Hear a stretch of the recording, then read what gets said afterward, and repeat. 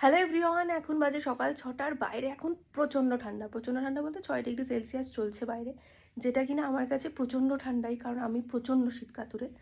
তো তোমাদের বাইরের ভিউটা এখন দেখাবো, মানে একটু একটু সূর্যের রোদটা উঠছে, মানে সূর্য উঠছে আর কি।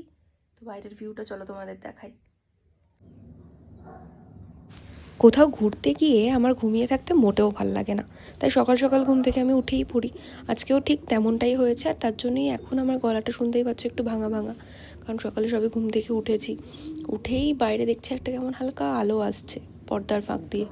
তো পর্দাটা সরিয়ে দেখছি এরকম একটা ভিউ, দুর্দান্ত, মানে সূর্যটা সবে হালকা হালকা উঠছে।